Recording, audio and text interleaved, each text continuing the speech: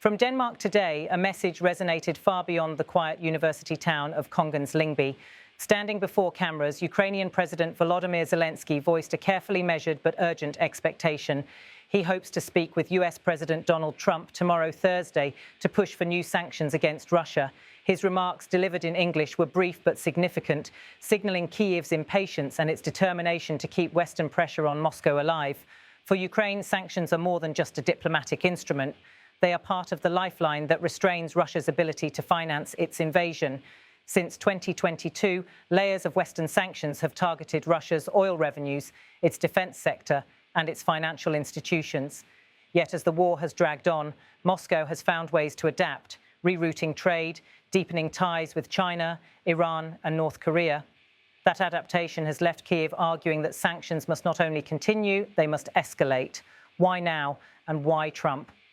Zelensky revealed that the US president had promised him an answer in a couple of weeks. Those weeks, he pointed out, have already passed. His message was polite but pointed. Trump's delay must now end. The hope in Kyiv is that Trump, despite his cautious approach to new foreign commitments, might agree to toughen sanctions on Russia, sanctions that could further limit Moscow's ability to replenish its war machine. The words were delivered in Kongens Lyngby, a university town north of Copenhagen.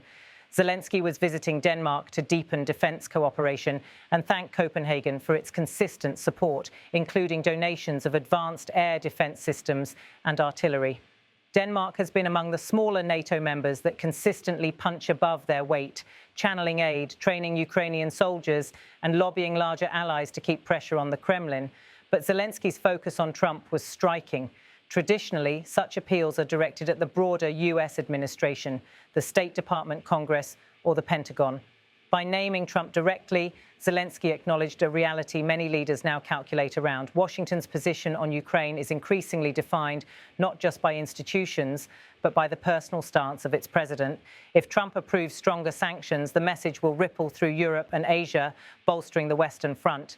If he hesitates, Russia will interpret the gap as weakness, an opening to further test Western resolve. This is not the first time Ukraine has pushed for escalation.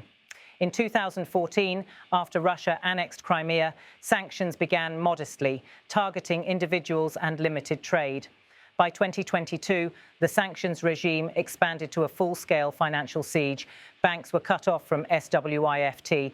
Oil tankers were blocked from Western ports. Military suppliers faced embargoes, but loopholes remained. Russian diamonds still reached markets. Dual-use technology still slipped through. And energy exports, though reduced, continued to fund Moscow's war effort. Zelensky's plea in Denmark is a reminder that he sees no room for complacency. Notice the phrasing. He said, "Tomorrow we will try to connect with President Trump and we'll speak about it." The word try carries a weight. It reflects both uncertainty and persistence.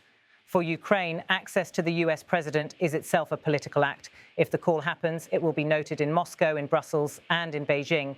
If it doesn't, that too will be read as a sign of where Washington's commitment stands in September 2025.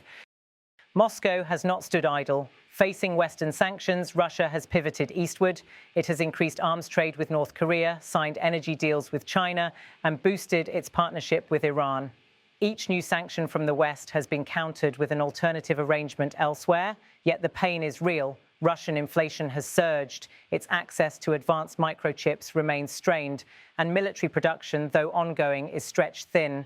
For Kyiv, tightening sanctions further is not just about punishment, it's about tipping the balance of the battlefield. Inside the United States, Trump faces competing pressures. On one hand, segments of his political base remain skeptical of open-ended support for Ukraine. On the other, the Pentagon and US allies warn that weakening sanctions now would embolden Russia and destabilize Europe further. Tomorrow's potential call between Trump and Zelensky will not resolve these tensions, but it could set the direction for Washington's next steps. From a small town in Denmark, Zelensky's words echoed like a warning shot. They were modest in length, but immense in implication. By reminding Trump of his promise, Zelensky positioned himself not just as a supplicant, but as a leader determined to hold allies accountable. For Ukraine, every sanction counts, every delay costs lives, and every promise must eventually be kept.